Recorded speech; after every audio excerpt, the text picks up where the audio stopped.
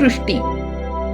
पृथ्वीचा 70.8% पृष्ठभाग जलयुक्त आहे.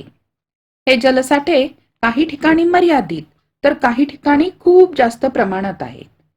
वातावरणातलं बाष्प आणि हवामानात होणारे बदल यामुळे पृथ्वीवर आपल्याला वेगवेगळे जलाविष्कार बघायला मिळतात. त्यातले प्रमुख जलाविष्कार म्हणजे दव पडणे, हिमवृष्टी, पाऊस, धुके आणि गारा. पहिल्यांदा बघूया वृष्टी. ढगातून जमिनीकडे द्रवरूपात किंवा घनरूपात पाण्याचा वर्षाव होतो. हिम, गारा आणि पाऊस म्हणजे पर्जन्य ही वृष्टीची प्रमुख रूपं आहेत. हिम.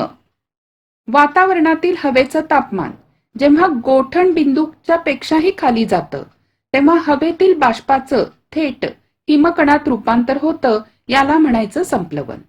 यामध्ये वायू रूपातलं बाष्प घनरूपात रूपांतरित होतं. अशा घनरूपातील वृष्टीला हिमवृष्टी म्हणतात. उच्च अक्षवृत्तीय प्रदेशात आणि समशीतोष्ण प्रदेशात समुद्र सपाटीपर्यंत हिमवृष्टी होते, तर उष्ण कटिबंधात 5000 मीटरपेक्षा जास्त उंचीवर हिमवृष्टी होते. हिम हे घनस्वरूपात असतं, त्यामुळे ते पाण्यासारखं वाहून जात नाही. मग त्याचे थरावर थर साचतात आणि इतके जास्त साचले की मग त्या प्रदेशातली वाहतूक आणि संदेशवहन सेवा कोलमडून पडते. याशिवाय हिमप्रदेशातल्या लोकांना हिमदाह होण्यापासून नेहमी काळजी घ्यावी लागते. हिम वितळलं की त्यापासून या प्रदेशाला पाणी मिळतं. यानंतर गारा. भूपृष्ठावर जास्त उष्णता असताना ऊर्ध्वगामी हवेचा प्रवाह जोराने वाहतो. यामुळे हवेचं तापमान कमी होतं आणि हवेतल्या बाष्पाचं सांद्रीभवन घडून येतं. त्यापासून गडद रंगाचे ढग तयार होतात आणि भूपृष्ठाकडून येणाऱ्या हवेच्या ऊर्ध्वगामी प्रवाहामुळे जलकण उंचावर जातात. तिथं जलकणांचं घनीभवन होतं आणि गारांची निर्मिती होते. गारा जड असतात, मग त्या भूपृष्ठाकडे यायला लागतात. पण हवेच्या जोरदार ऊर्ध्वगामी प्रवाहामुळे पुन्हा त्या वर जातात. तिथे गारांवर हिमाचे नवीन थर साचतात. असं खूप वेळा झालं की गारा आकाराने मोठ्या मोठ्या होऊन त्यामध्ये अनेक समकेंद्री थर तयार होतात आणि अशा या खूप मोठ्या झालेल्या गारा गुरुत्वाकर्षणामुळे वेगाने जमिनीवर येतात. त्याला म्हणायचं गारपीट. गारपीट झाली की पिकांचं अतोनात नुकसान होतं, कधी कधी जीवित आणि वित्तहानी होते. यानंतर पाऊस म्हणजे पर्जन्य. आपल्याला पाणी मुख्यतः पावसाच्या स्वरूपात मिळतं. बाष्पयुक्त हवा उंच गेली की हवेचं तापमान कमी होतं आणि बाष्पाचं सांद्रीभवन होतं. यामुळे तयार झालेले जलकण आणि हवेतले धुलीकण एकत्र येऊन ढग तयार होतात. ढगांमधले जलकण आकाराने मोठे मोठे होऊ लागतात आणि मग ते इतके मोठे झाल्यामुळे हवेत तरंगू शकत नाहीत. अशा वेळेला या जलकणांची पावसाच्या स्वरूपात वृष्टी होते. पावसाचे मुख्य प्रकार 3. एक म्हणजे आरोह किंवा अभिसरण पाऊस.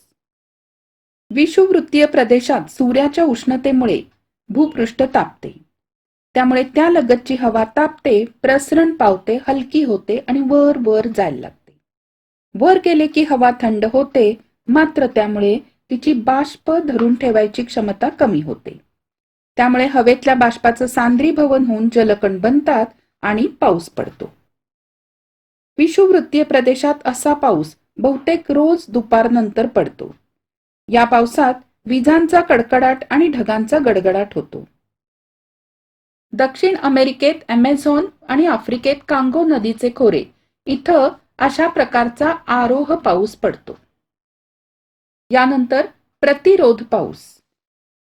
समुद्रावरून किंवा मोठ्या जलाशयावरून येणारे वारे बाष्पयुक्त असतात आणि त्यांच्या मार्गात येणाऱ्या उंच पर्वतरांगांमुळे ते अडवले जातात. अर्थातच ते आणखीन उंच उंच म्हणजे ऊर्ध्व दिशेने जायला लागतात.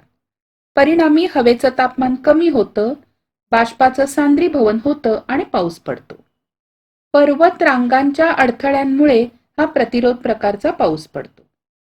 हा पर्वताच्या वाऱ्याकडच्या बाजूवर जास्त प्रमाणात आणि वाऱ्याच्या विरुद्ध दिशेकडील पर्वताच्या बाजूस इतका कमी पडतो की त्यामुळे हा प्रदेश पर्जन्य छायेचा प्रदेश म्हणून ओळखला जातो. यानंतर आवर्त पाऊस. आवर्त म्हणजे एखाद्या ठिकाणी हवेचा दाब आसपासच्या प्रदेशापेक्षा कमी होऊन त्यातून हवेची एक विशिष्ट रचना तयार होते, त्या रचनेला म्हणायचं आवर्त. आवर्ताच्या केंद्रभागाकडे आसपासच्या प्रदेशातून चक्राकार पद्धतीने हवा यायला लागते आणि केंद्र भागातील हवा वर जायला लागते. ही हवा उंच गेली की तिचं तापमान कमी होतं, हवेतल्या बाष्पाचं सांद्रीभवन होतं आणि पाऊस पडतो. समशीतोष्ण कटिबंधात आवर्ताचा पाऊस जास्त पडतो. या पर्जन्याची निश्चितता कमी असते, त्यामुळे अतिवृष्टी, पूर किंवा अवर्षण अशा आपत्ती उद्भवतात. पाऊस मोजण्यासाठी जे उपकरण वापरतात त्याला म्हणतात पर्जन्य मापक. पर्जन्य मापकासाठी वापरलेलं नरसाळं विशिष्ट व्यासाचं असतं. या नरसाळ्यावर पडलेल्या पावसाचं पाणी पर्जन्य मापकात बसवलेल्या बाटलीत जमा होतं. हे जमा झालेलं पाणी मोजपात्राच्या सहाय्याने मोजतात आणि या मोजपात्रावर मिलीमीटरच्या खुणा असतात. पाऊस मोजण्यासाठी पर्जन्य मापक उघड्या जमिनीवर 30 सेमी उंचीचा सपाट चौथरा बांधून त्यावर ठेवतात. त्यामुळे पावसाचं पाणी कोणतीही बाधा न येता जमा करता येतं.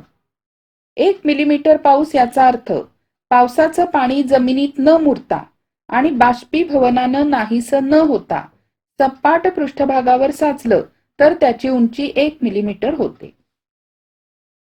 यानंतर धुके, दव आणि दहिवर. वातावरणातील बाष्पाचं सांद्रीभवन किंवा घनीभवन जेव्हा भूपृष्ठालगत होते तेव्हा धुके, दव आणि दहिवर बघायला मिळतं.